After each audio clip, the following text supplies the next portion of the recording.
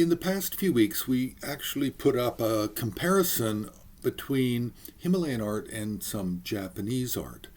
The topic was the Buddhist deity Achala in Sanskrit and Fudomiyo in Japanese. So we chose these, or this deity, and we chose these two cultures because, we are a Himalayan art website, and the Fudomiyo of the Shingon Buddhist and Mikyo Buddhist, Mikyo-shu of Japan, the depictions of Fudomiyo are very, very similar. Of course, it's the same deity. Fudomiyo is just a Japanese name. But the deity is very similar in appearance.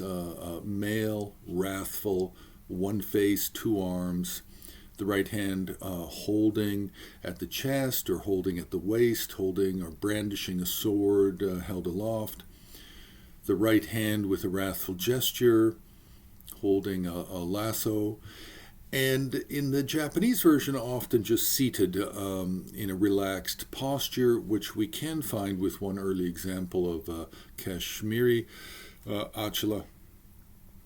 The Tibetan Achala and Himalayan versions can be the same, or they can be slightly different with either a standing posture or a kneeling posture. But all in all, the figure is wrathful, generally blue in color. It doesn't have to be. We have variations with Japan. We can have a red and we can have a yellow or golden Achala. With the Himalayan, we have a number of variations as well with color, but not so common. The blue is usually the dominant in both Himalayan culture, Buddhist culture, and Japanese. Now, what I want to stress here really are the three key topics for a comparison of Achala and Fudomiyo. The three key topics, the three keys, the things that have to be looked at and understood. First is the original source text for the fundamental Himalayan Achala and for the Japanese Fudomiyo is the same. The text is the same. The fundamental source text is the Mahavairochanaabisambhodi Tantra, sometimes known as the Abhisambhodi Sutra. It's kind of a crossover over text from early Buddhism and early Vajrayana Buddhism, or Mikyo meaning secret esoteric Buddhism in Japan.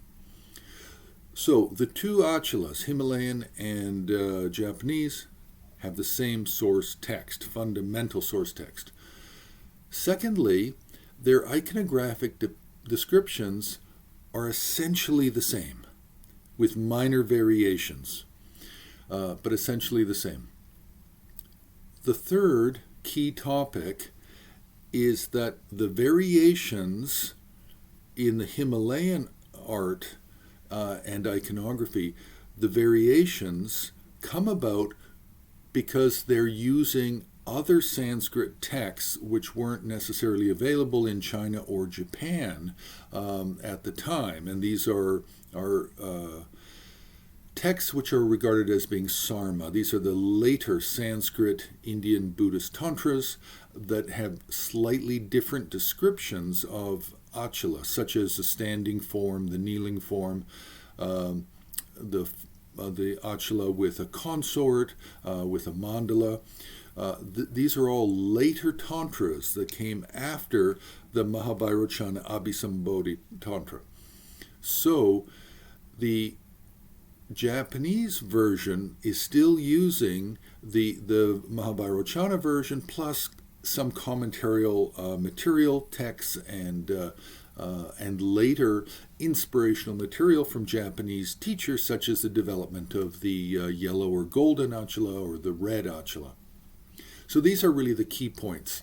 The original source text, the shared description, iconographic description, but the Himalayan art is also relying on later tantras that were not known or easily accessible to Japanese Buddhism. So if you found this useful, you can press the like button, you can share, you can comment, but also, very importantly, you can support HAR on Patreon.